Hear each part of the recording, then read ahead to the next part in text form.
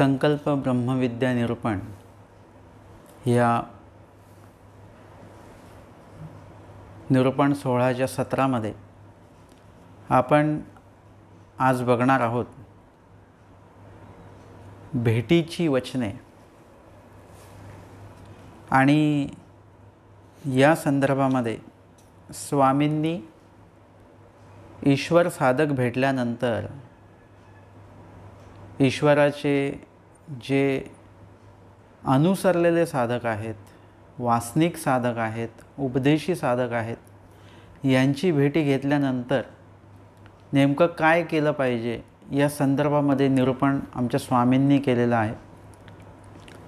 आणि हे निरूपण करत असताना स्वामींनी एकमेकांविषयी जे काही आदरभाव आहे, प्रेमभाव आहे, तो कशा प्रकारचा असला पाहिजे आणि मनात जे काही तुमच्या सुरू आहे तेच तुमच्या कृतीमध्ये असलं पाहिजे, किंवा तुमच्या ज्या कृतीमध्ये जे आहे तेच तुमच्या मनामध्ये सुद्धा असलं पाहिजे।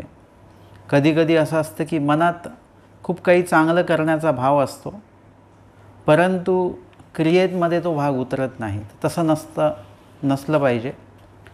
तुमच्या जे मनामध्ये सुरू आहे तो भाव जो आहे, ती क्रिया जी आहे ती कृतीमध्ये सुद्धा ती आलं पाहिजे। आणि कधीकधी असं असतं की क्रिया तर आपण खूप उत्तम प्रकारे करत असतो, सगळं काही चांगलं जेवण वगैरे, आदरातिथ्य, परंतु मनामध्ये फक्त नाराजी असते। म्हणजे मनापासून आपण ते करत नसतो त्या व्यक्तीविषयी, फक्त एक व्यावहारिकता, औपचारिकता म्हणून ते आपण ते करत असतो। तर तसंही नको। जसं तुम्ही बाह्य क्रिया दाखवता त्या प्रकारचं तुमच्या अंतर्मनामध्ये सुद्धा ती आवडी, मी तर म्हणेन की बाह्यक्रिया आपण जी करतो त्याच्यापेक्षाही अंतर्मनामध्ये आवडी अधिक असली पाहिजे, अधिक चांगली क्रिया आपल्याकडनं घडली पाहिजे। आणि म्हणून या ठिकाणी जर का चतुर्विध साधनाबद्दल जर का आपण तो आपुलकी भाव ठेवला तर त्याचा जो परिणाम आहे, चांगला परिणाम आहे, तो आपल्याला पुढे सुद्धा बघायला मिळतो। जसं की काही लोक चतुर्विध साधनाला मानत नाहीत, ते म्हणतात स्थान, प्रसाद, वासनिक आणि भिक्षुक हे स्वामींनी कुठं सांगितलेलं आहे वगैरे। नसेल सांगितलेलं, परंतु स्वामींनी तर एकमेकांचे दोषसुद्धा काढायला सांगितले नाहीत, एकमेकांना नावं ठेवायला सांगितलेले नाही आहेत, किंवा तुम्ही ज्यांना मानत नाही आहात असं जे म्हणता तुम्ही, देवानी नाही सांगितलं, पण सगळ्याच गोष्टी काही देवानी सांगितलेल्या नाही आहेत। काही गोष्टी आपल्याला आपल्या पद्धतीने सुद्धा करायच्या आहेत आणि फक्त ते त्या वचनांमध्ये बसणं खूप गरजेचं आहे। एखादा विधी तुम्ही तुमच्या मनाचा उभा केलेला आहे वगैरे, परंतु तरीसुद्धा त्याला वचनांचा आधार असणं खूप गरजेचं आहे। वचनांचा आधार नसेल तर तो विधी व्यर्थ आहे।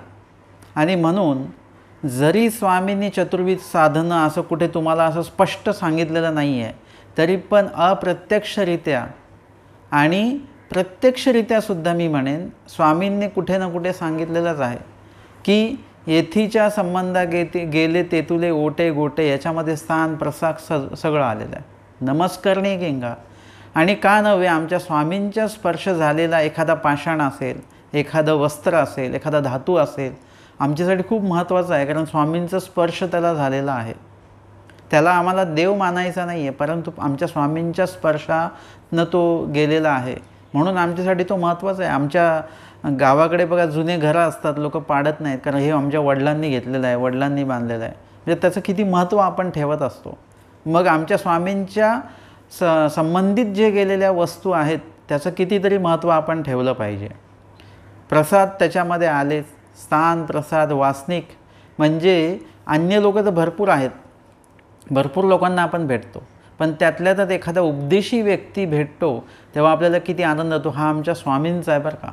येण्याअर्थी एखाद्या आमच्या पंथाचा जो उपदेशी आहे, आमच्या स्वामींचा जो साधक आहे, वासनिक साधक आहे, तो भेटल्यानंतर सुद्धा आपल्याला आनंद झालाच पाहिजे। त्यांना पण तुम्ही मानलंच पाहिजे। अपमान करू शकता का ते तुम्ही त्याचा? नाही। म्हणजे स्थानाचाही सन्मान केलाच पाहिजे की इथे आमचे स्वामी बसलेले होते। प्रसादाचा सन्मान केला पाहिजे, ही वस्तू आमच्या स्वामींनी स्पर्श केली, ही उपयोगामध्ये आणली, म्हणून प्रसादाचा सुद्धा सन्मान आहे, वासनिकाचा सुद्धा सन्मान आहे। भिक्षुक अनुसरलेले जर का भेटले तर त्यांचा सन्मान आहेच आहे.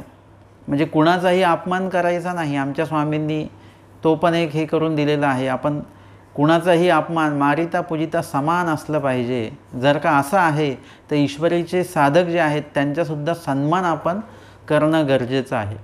आणि म्हणून या ठिकाणी भेटीच्या वचनांना भरपूर महत्त्व आहे की स्वामींची भेट आपली स्वामींची आणि आपली भेट जेव्हा केव्हा व्हायची तेव्हा होणारच आहे प्रत्यक्षरित्याने. एरवी वचनरूपाने विधिरूपाने आम्हाला स्वामींची भेट होत असते. ईश्वरीच्या साधकाच्या रूपाने स्वामींची आठवण होते, हीच आमची स्वामींची आणि आमची एक प्रकारची ती आठवण भेट आहे. परंतु लक्षात घ्या की कुठेतरी आपल्याला जर का स्वामींना भेटायचं असेल तर डायरेक्ट तर आपल्याला स्वामींना भेटता येणार नाही.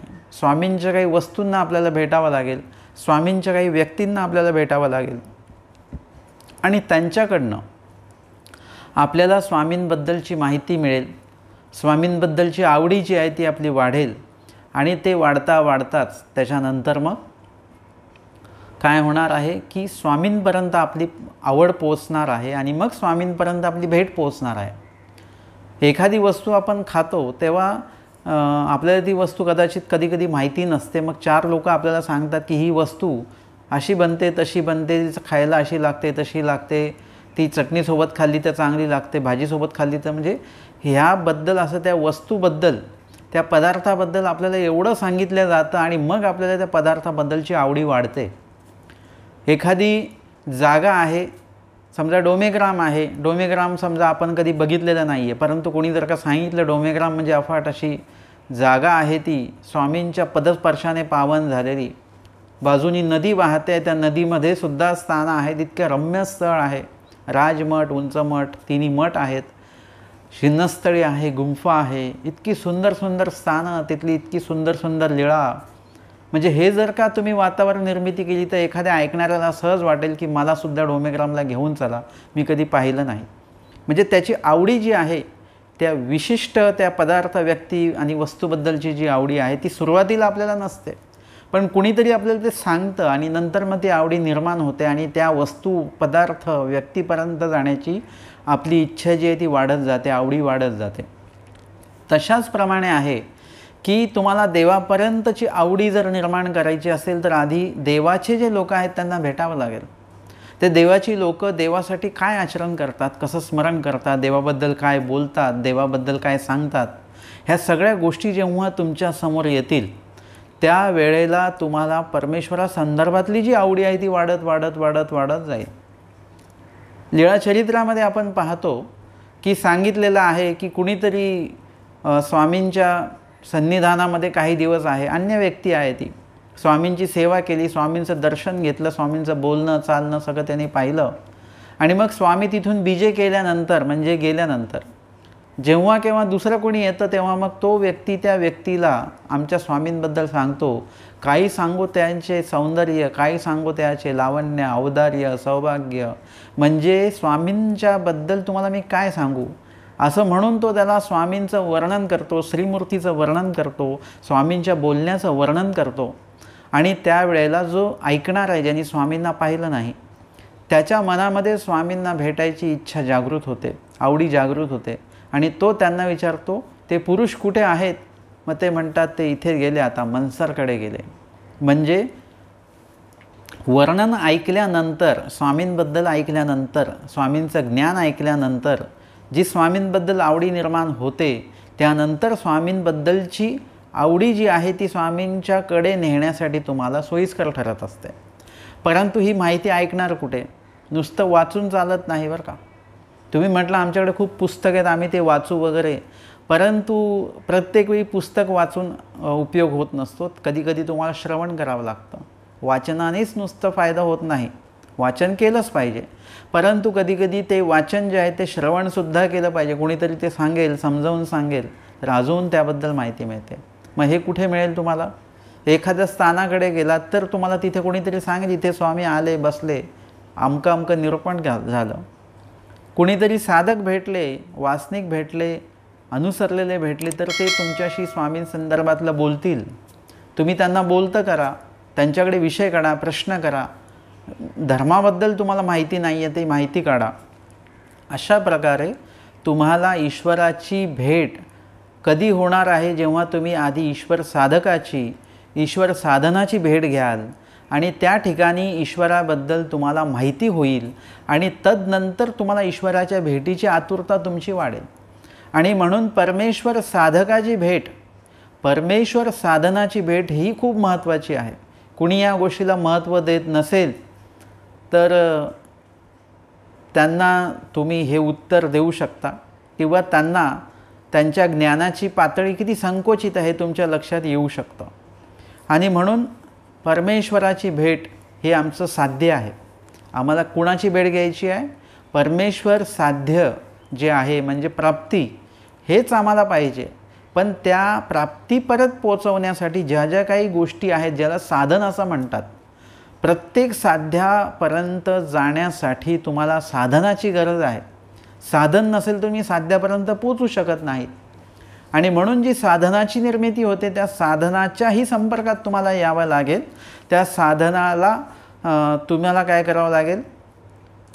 त्यांच्याशी तुम्हाला बोलावं लागेल आणि त्यांच्या जे काही आचरण त्यांचं आहे त्या आचरणानुसार तुम्हाला पुढे पुढे परमेश्वरापर्यंत जाता येईल.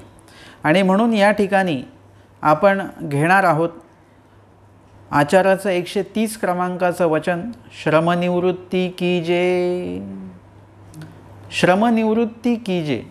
आता हे वचन आमच्या स्वामींनी सांगितलेलं आहे भेटीच्या वचनामध्ये. या संदर्भातलं जे वचन आहे की भ्रमत भ्रमता भेटी की अब्जोनी भेटी, आधीचं वचन आहे याच्या 128 क्रमांकाचं आचाराचं, की भ्रमत भ्रमता भेटी म्हणजे सहजपणे आटन विजनादी करत असताना किंवा सहज आता वासनिक वर्ग स्थानवंदन करायला चालला आहे किंवा आपल्या गावाला चाललेले आहेत आणि त्यांच्या लक्षात आलं की या ठिकाणी एक वासनिक राहतात. वासनिक म्हणजे जे स्मरणनिष्ठ आहे, ज्ञाननिष्ठ आहेत, आचरणनिष्ठ अशी जी व्यक्ती आहे संसारातली, त्यांना वासनिक असं म्हणतात. नुसतं ज्यांनी उपदेश घेतला आहे त्यांना वासनिक म्हणत नाहीत. आपल्याला जर का कोणी वासनिक म्हणत असेल तर आपण बघायचं स्वतःला, आपण स्मरणनिष्ठ आहोत का, आपल्या लीळा पाठांतर आहेत का, वचन पाठांतर आहे का, आपण काही आचरण करतो का, तरच आपण वासनिक म्हणवून घेण्याच्या योग्यतेचे आहोत. आणि जर का योग्यतेचे नसू तर तुम्ही स्वतःला योग्य करा, वचन पाठांतर करा, लीळा श्रवण करा, पाठांतर करा लीळेंचं. अशा प्रकारे तुम्हीसुद्धा वासनिक होऊ शकता. आणि म्हणून या ठिकाणी भ्रमत भ्रमता भेटी म्हणजे तुम्ही जात असताना तुम्हाला लक्षात आलं इथे कोणी वासनिक राहतात तर त्यांची भेटी घ्या, कुणी साधू राहतात त्यांची भेटी घ्या. मुळात हे वचन अटन करणाऱ्या साधूंसाठी म्हणून इथे सांगितलेलं आहे. परंतु या ठिकाणी आपण हे वचन वासनिकांसाठी सुद्धा बसवतो आहोत. वासनिकांसाठी हे वचन लागू होतं की तुम्हीसुद्धा भ्रमत भ्रमता म्हणजे सहजपणे कुठेतरी फेरफटका मारायला चाललेले आहेत. पावसाळा आहे समजा, चालले गाडी घेऊन आपलं कुठल्या तरी धबधबा पडतो आहे वगैरे त्या ठिकाणी तुम्ही चाललेले आहात. परंतु तुम्हाला जर का लक्षात आलं की नाशिककडे आपण चाललेलो आहोत पण मध्ये आश्रम आहे कुठला तरी, स्थान आहे कुठलं तरी किंवा वासनिक राहतात कुठले तरी की जिथे गेल्यानंतर 2 शब्द आपले धर्मवार्ता होईल, तर तुम्ही त्या ठिकाणी भ्रमत भ्रमता भेटी म्हणजे सहज फिरायला गेलेला आहात कुठे आणि मग तुम्ही चौकशी केली इथे कुठे आश्रम आहे का.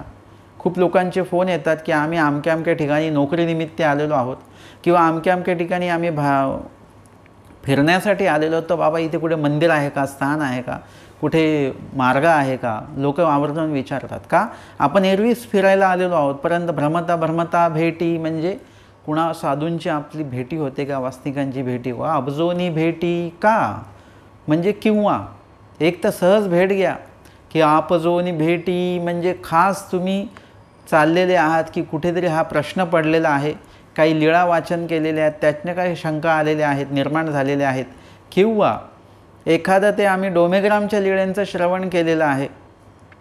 संकल्प ग्रुपच्या माध्यमातून यूट्यूबला आपले डोमेग्रामच्या लीळा आहेत, खूप लोक ते ऐकतात.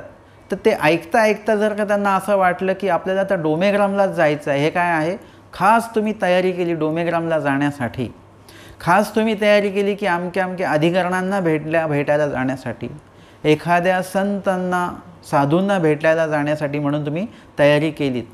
किंवा तुम्ही एखाद्या वासनिकाला खास भेटायला गेलात की चला म्हणजे तिथल्या तिथे शहरातल्या शहरातच गावातल्या गावातच की अमक्या अमक्या वासनिकाला जाऊन भेटू, जेणेकरून काय होईल, आज जी लीळा आपण वाचली ती लीळा आपल्याला पुन्हा एकदा चांगल्या प्रकारे समजून घेता येईल. काही प्रश्न असतील तर आपण एकमेकांमध्ये परस्पर काय करू, मथन करूया, चर्चा करूया. असं म्हणून तुम्ही एखाद्या वासनिकाची भेटी घेतली तर काय होणार आहे की हे आपजवूनी भेटी म्हणजे आपजवून म्हणजे आवर्जून आवर्जून जायचं आहे की भेटायचंच आहे त्यांना. तर हे काय आहे, तुम्हाला भेटीच्या वचनांचा हा पहिला प्रकार जो आहे स्वामींनी सांगितला. एक तर सहजपणे भेट घ्या ईश्वर साधकांची आणि ईश्वर साधनांची. साधक म्हणजे जे वासनिक आणि भिक्षुक आहेत आणि साधन म्हणजे जे स्थान आणि प्रसाद आहेत. तर हे जे आहेत ह्यांची भेटी सहजपणे घ्या की आवर्जून जाऊन घ्या. एकमेका भेटल्या हे भेटल्याचा पाडू जाये. म्हणजे आता हे उत्तरार्ध लीळा क्रमांक 606 आहे. भटा महादाईचा प्रकोप बेलापूरची लीळा आहे. ही लीळा खूप मोठी लीळा आहे. ह्या लीळेतला जो प्रसंग आहे हा खूप महत्त्वाचा प्रसंग आहे. ह्यामध्ये महादाईसांनी जे काही तिथे क्रियाविधी केल्या तोही महत्त्वाचा आहे. भटोबास त्याबद्दल काय म्हणतात तेही आपण या लीळेमध्ये बघतो आहोत आणि त्यावर स्वामींचं निरूपण काय आहे हे सुद्धा महत्त्वाचं आहे. आणि यावरूनच महादाईसांनी स्वामींनी जे काही सांगितलं साधकाबद्दल, त्या साधकाबद्दल जे सांगितलेलं त्याच्या अनुषंगानेच महादाईसांनी प्रश्न केला. यावरी महादाईसी पुसले जीजी अच्युत गोत्री भेटी कैसी घ्यावी. अच्युत गोत्री, अच्युत म्हणजे ज्याचं कधीही पतन होत नाही. च्युत म्हणजे पतन, अच्युत म्हणजे कधीही पतन न होणारे. कोण बरं? परमेश्वर. परमेश्वराचं कधीही पतन होत नाही आणि परमेश्वराच्या प्राप्तीला गेलेले जे आहेत त्यांचं सुद्धा कधी पतन होत नाही. असे जे अच्युत म्हणजे जो परमेश्वर, त्याचे गोत्रीय म्हणजे त्यांचा जो परिवार आहे म्हणजे वासनिक आला की नाही बरोबर.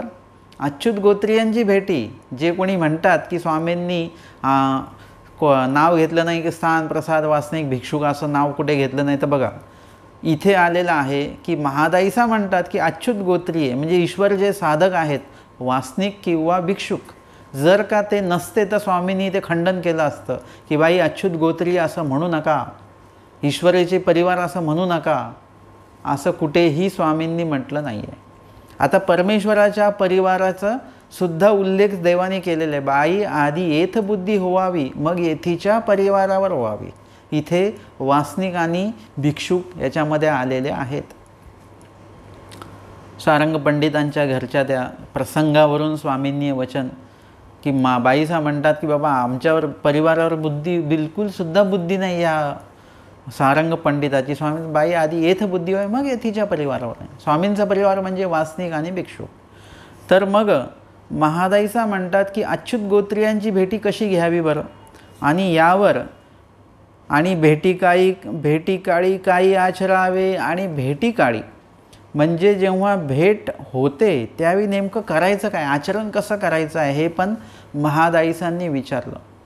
खूप वेळा काय होतं की कोणी ईश्वर साधक जेव्हा भेटतात, वासनिक आले तुमच्या घरी, साधू आले तुमच्या घरी, तुमचा खूप वेळ कशामध्ये जातो, त्यांचं आगत स्वागत सगळ्या गोष्टींमध्ये. आता आगत स्वागत केलं पाहिजे पण त्याला एक लिमिटेशन असणं खूप गरजेचं आहे. पटापट तुम्ही त्यांचं आगत स्वागत करा, थोडक्यात ठेवा आगत स्वागत, वासनिकाचं असो वगैरे. त्याच्यानंतर खाण्यापिण्यामध्ये वेळ खूप जातो. खूप पदार्थ बनवले जातात आणि ते खाऊ घातले जातात. त्यांना असं होतं की एखादी म्हणजे 4-5 बाया जमले, बाबा हे मी घरून आणलं आहे, हे दुसरी बाई म्हणते बाबा मी हे आणलेलं आहे. त्या बाबांना काय करावं लागतं, सगळ्यांचंच ते बनवलेलं थोडं थोडं खावं लागतं. नाहीतर काय होणार की ह्यांचं खाल्लं त्यांचं नाही खाल्लं, त्यांना लगेच राग येणार. म्हणजे माझं म्हणणं असं आहे की खूप काही खाऊ पिऊ घालण्यात वेळ घालू नका. थोडक्यामध्ये पदार्थ बनवा ज्याचा बाबांनाही त्रास होणार नाही, खाल्ल्यानंतर साधूंना त्रास होणार नाही, वासनिकांना त्रास होणार नाही. खाऊ घातल्यामुळे जर का तुम्ही तसं खाऊ घातलं आणि त्यांना त्रास झाला तर तुम्हाला त्याचं ओक्ट लागू शकतं. म्हणून तसं नको. थोडक्यामध्ये भोजन व्यवस्थापन, थोडक्यात पौष्टिक आणि चांगल्या प्रकारची भोजन तुम्ही समोरच्यांना त्यांना हे करा, भोजन करायला द्या. आणि तदनंतर लगेच काय करा, तिथे धर्मवार्ता सुरू करा. तुमच्या घरी कधीही वासनिक आले, तुमच्या घरी कोणी साधू आले, तर तुम्ही त्या ठिकाणी धर्मवार्ता जरूर करा. कशासाठी? की ज्याच्यामुळे तुमचं ज्ञान पातळी, ज्ञानस्तर हा तुमचा वाढणारच आहे. पण सर्वात महत्त्वाचं म्हणजे जर का तुमच्या घरामध्ये धर्मवार्ता झाली, तर धर्मवार्ता प्रसंगे सर्वत्र अवस्थान म्हणजे स्वामींचं अवस्थान त्या ठिकाणी होतं. स्वामींची कृपादृष्टी तुमच्या घरावर येते. तुम्ही झोपडीत जरी राहत असाल, परंतु दररोज जर का स्मरण करत असाल, लीळाचिंतन करत असाल, तर ती झोपडी तुम्हाला एखाद्या महालापेक्षा पण प्रसन्नतादायक तिथे वाटेल. महालामध्ये प्रसन्नता नसते, महालामध्ये फक्त पैसे असतात, प्रसन्नता नसते. पण एखाद्या झोपडीमध्ये जर का तुम्ही स्वामींच्या लीळेंचं श्रवण चिंतन करत असाल, नाम लीळा मूर्ती चेष्टा निर्वेद अनुताप अनुशोच अर्थ असं चतुर्विध स्मरणेसी चतुर्विध दुःख जर का तुम्हाला उपजत असेल, तर ती जागा जी आहे ती प्रसन्नतेने भरून जाईल.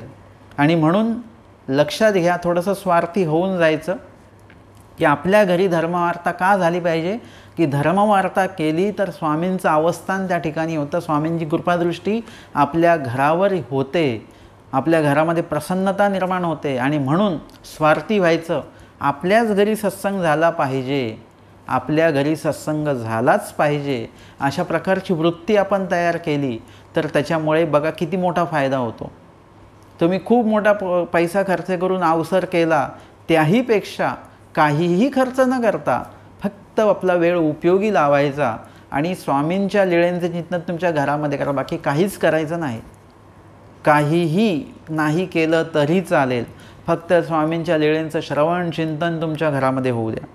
आणि म्हणून स्वामींना महादाईसांनी नुसती भेटच कशी घ्यायची असं नाही विचारलं, की त्याच्यासोबत त्यांनी विचारलं की भेट काळी काय आचरावे, म्हणजे काय नेमकं केलं पाहिजे भेटकाळ केल्यानंतर. स्वामी म्हणतात, बाई भ्रमत भ्रमता भेटी काप जवनी भेटी. म्हणजे भेटी कशी घ्यायची हे तर आपण पाहिलंच, भ्रमत भ्रमता भेटी की आपजोनी भेटी. महादाईसा म्हणतात, भिक्षू महात्म्या काही होय, परंतु भिक्षू आणि महात्मे जर का भेटले, भिक्षू म्हणजे अनुसरलेले आणि महात्मे म्हणजे महान आत्मे. नुसते महात्मे म्हणजे साधू नव्हेच, महात्मे म्हणजे ज्यांचं क्रिया, ज्यांची कणव अधिकार योग्यता ही चांगल्या योग्य पद्धतीची आहे. जसं आमचे स्वामी सालबर्डीला असताना सस्याला म्हणतात, या महात्मे हो, जा महात्मे हो. त्यांना महात्मे का म्हणाले स्वामी? कारण की त्यांची योग्यता जी आहे ती त्या उच्च कोटीची योग्यता आहे, अधिकार योग्यता उच्च कोटीचा आहे. त्याच्यामुळे आमचे स्वामी त्यांना काय म्हणतात? महात्मे. म्हणजे वासनिकसुद्धा ह्याच्यामध्ये येतात. तर भिक्षुक आणि वासनिक जर का भेटले तर काय फायदा होतो बरं? आमचे स्वामी म्हणतात की सहजपणे भेट घ्या किंवा आपजोनी भेट घ्या. परंतु भेट झाल्याने होतं काय, फायदा काय होतो? इथे स्वामी सांगतात की एकमेका भेटल्या हे भेटल्याचा पाडू जाये. एकमेकांना जर का तुम्ही भेटलात, म्हणजे नुसती भेट नाही, आले पाय धुतले, त्यांना जेव खाऊ घातलं, त्यांनी आराम केला आणि मग ते निघून गेले, तसं नाही. ही भेट म्हणत नाही याला. आमच्या स्वामींच्या दृष्टिकोनातनं जी भेट आहे ती भेट कशी आहे? ती भेट आहे की एकमेकांना भेटल्यानंतर तिथे ज्ञानचर्चा स्मरण झालं पाहिजे. जेव्हा केव्हा तुम्ही वासनिक वर्ग एकत्र येता त्यावेळेस तिथे सर्वात पहिले नामस्मरण तुम्ही केलं पाहिजे.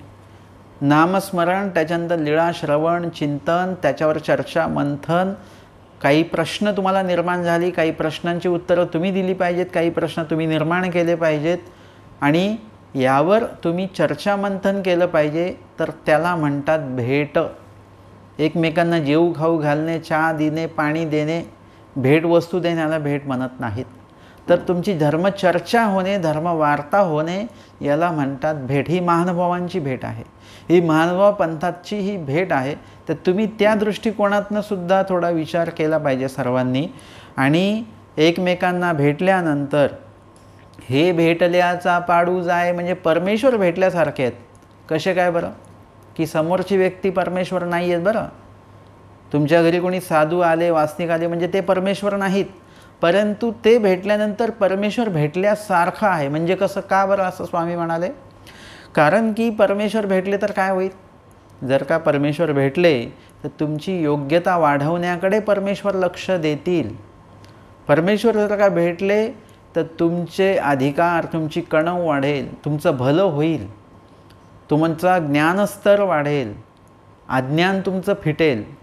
तशाच प्रकारे या ठिकाणी सांगितलेलं आहे की परमेश्वर साधक भेटल्यानंतर जर का तुमची धर्मवार्ता झाली, परमेश्वर भेटल्यानंतर सुद्धा धर्मवार्ता होणार, साधक भेटल्यानंतर धर्मवार्ता होते. हे समानता आहे.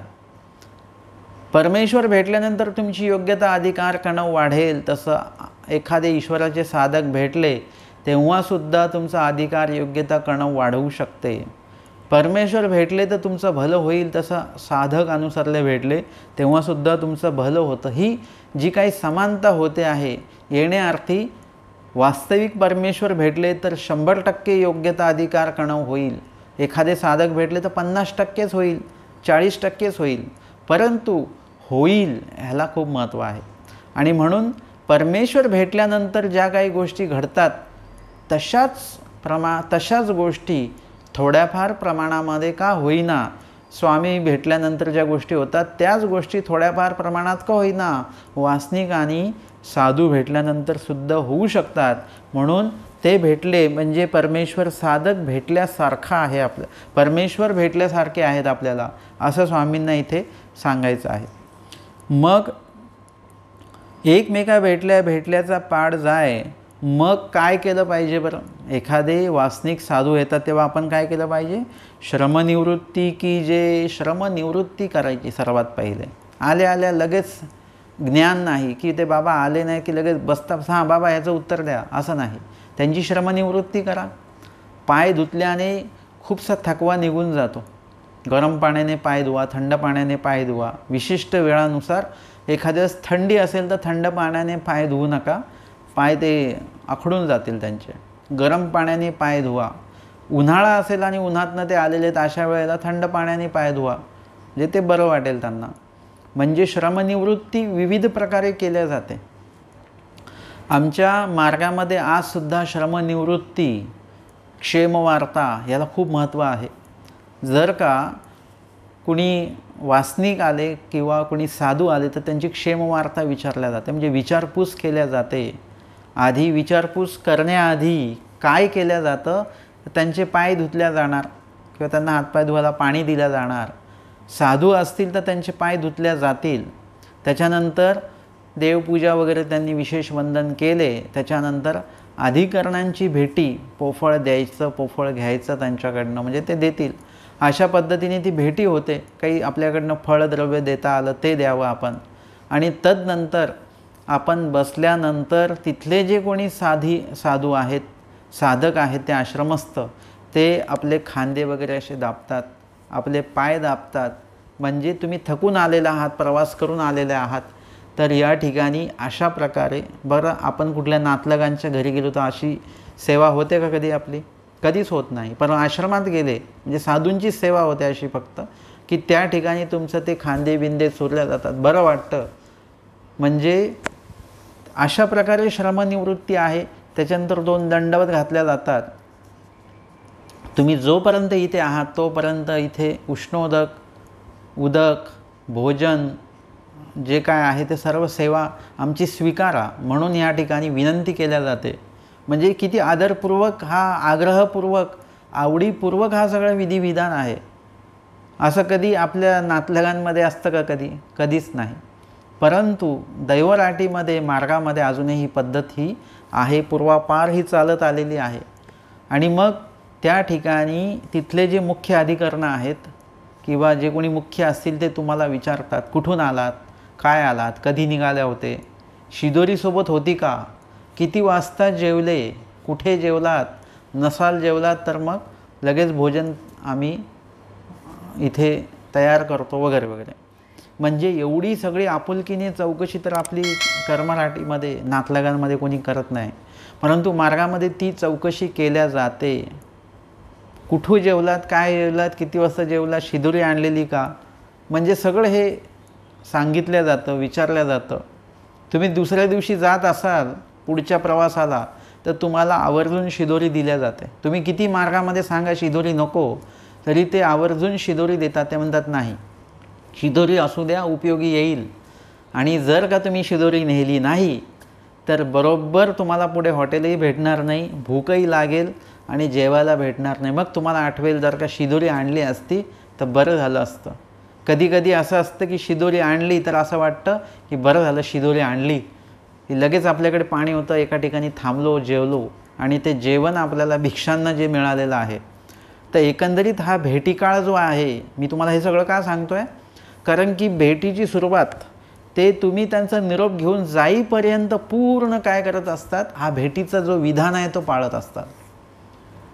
सगळं आपण काय करत असतो, खूप वासनिकांचं मला सांगायचं आहे, वासनिकांनी आवर्जून हे लक्षात घ्या की तुम्ही जेव्हा स्थानवंदन करायला जाता त्यावेळी खूप लोकांना असं वाटतं की हॉटेलमध्ये जेवण्यापेक्षा आश्रमात जेवू. ही वृत्ती चांगली आहे, वाईट नाही आहे. तुम्ही हॉटेलमध्ये काय खर्च करता त्याच्यापेक्षा आश्रमात जेव्हा भिक्षांना. परंतु आपण जे काही फोन करत असतो, आमचे 50 लोक येणार आहेत, तुम्ही आम्हाला हे बनवा ते बनवा, आणि जायचं आणि खाऊन पिऊन निघून यायचं, तर तसं करायचं नाही. लक्षात घ्या, तुम्हाला तुमचं, मी तुम्हाला असं नाही म्हणत की तिथे तुम्ही काही पैसे द्या, द्रव्य द्या वगैरे, असा विषय नाही आहे चालू. परंतु आपला जो ॲटिट्यूड आहे की आम्ही 50 लोक आहे, आमचं जेवण बनवून ठेवा वगैरे, हे असं नाही बोलायचं. तुमच्यामध्ये विनम्रता असली पाहिजे. ज्या आश्रमात फोन कराल की बाबा असं असं आहे, आम्ही 50 लोक आहोत, आम्ही प्रवासात आहोत, हे स्नान केलं, पुढे जायचं आहे, तर आम्हाला काहीतरी भोजनाची सोय आम्हाला करायची होती आपल्याकडे, मग काही होईल का सोय, तसं कोणी आहेत का काही काय वगैरे.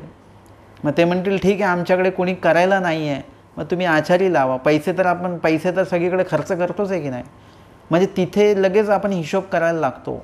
परंतु तसं नाही. ते त्या ठिकाणी जेव्हा तिथले आश्रमस्थ भेटीचं विधान पाळतायत, आपणसुद्धा भेटीच्या विधानातलाच अनुसरून तिथे वागलो पाहिजे. त्या ठिकाणी त्यांच्याकडनं सेवा करून घेऊ नका. तिथे जाऊन सेवा करा. अर्थात त्यांनी तुमचं जेवण बनवलं असेल तर वाढणं, हे ते तिथले भांडी घासणं वगैरे सगळ्या गोष्टी, बसायला टाकणं, पाणी घेणं, ते सगळ्या वस्तू जिथल्या तिथे लावून मग निघणं, स्वच्छता वगैरे झाडलोट करून निघणं, हे आपलं कर्तव्य आहे. नुसतं खायचं आणि लगेच निघायचं असं करू नका.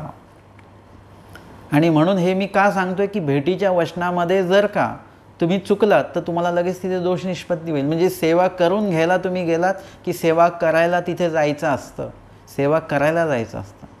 खूप लोक अशा प्रकारे चुकीचं विधान करत असतात आणि खूप लोक असे आहेत की जे मार्गात गेल्यानंतर यथायोग्य प्रकारे तिथे विधी करतात, साधूंना तिथे सहकार्य करतात आणि सोबतच निघताना आपल्याला 2 दंडवत त्या मार्गाला घालायचे आहेत, अधिकरणांना घालायचे आहेत, मार्गाला घालायचे आहेत की आमच्याकडनं काही चूकभूल झाली असेल, आपल्या विधीमध्ये व्यत्यय आणला असेल, आरामात व्यत्यय आणला असेल, स्मरणात व्यत्यय आणला असेल, तर जेणेकरून आपला विधिविधान ठाकलं, आमच्यामुळे मार्गाची व्यवस्था विस्कळीत झाली असेल तर आम्ही प्रसव मोडतो, आम्हाला क्षमा करा.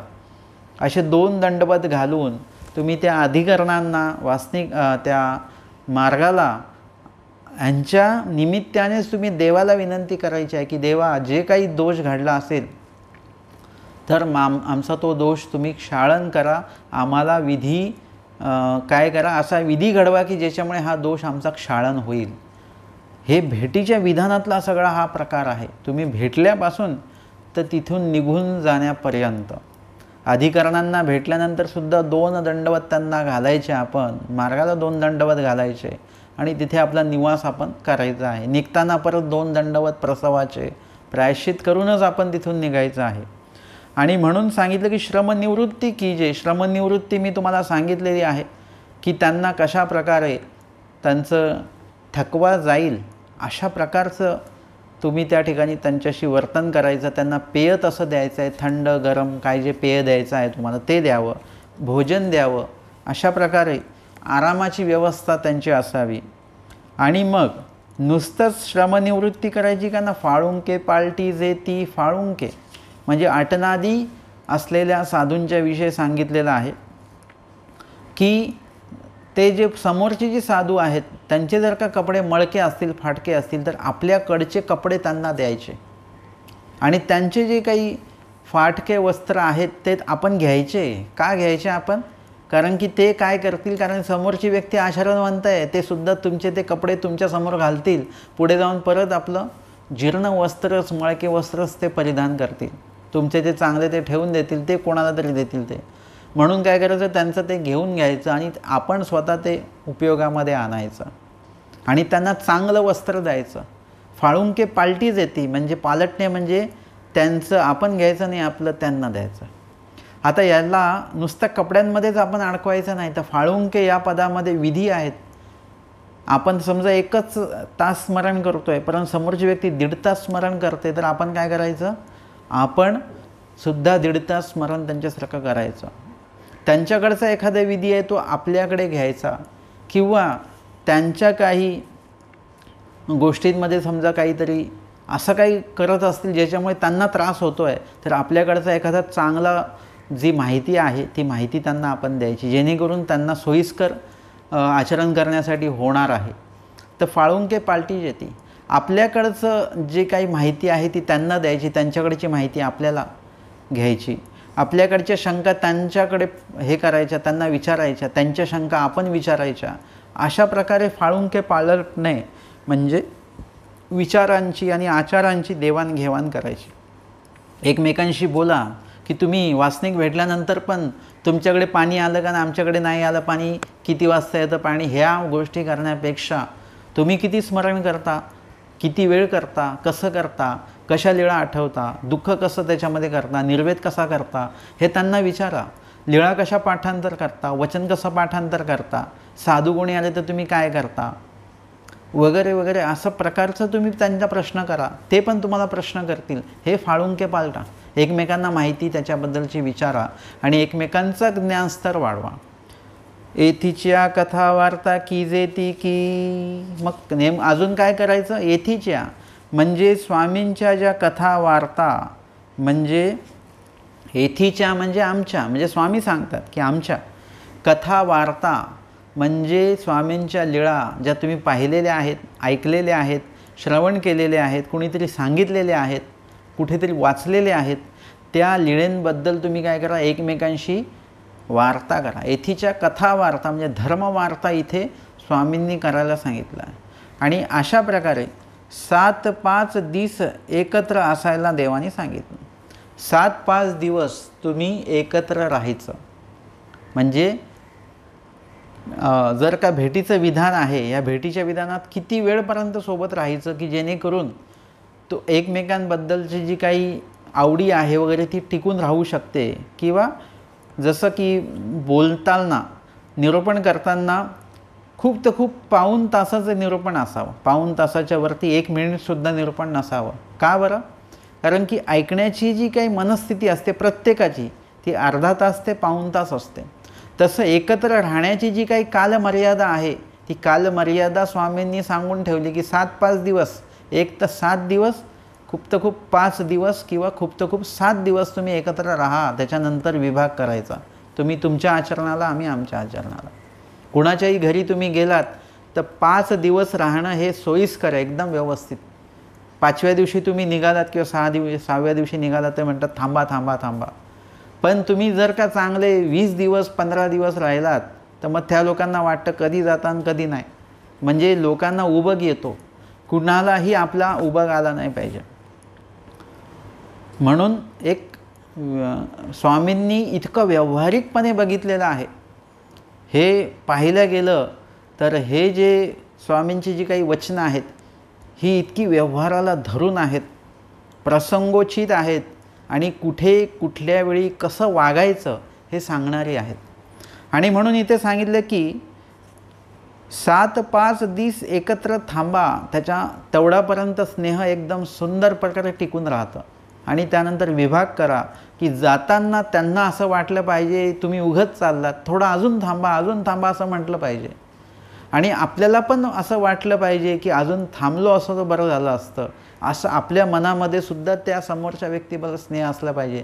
आणि त्यालासुद्धा आपण निघालो तर रडू आलं पाहिजे, डोळ्यात पाणी आलं पाहिजे, त्याला दुःख झालं पाहिजे.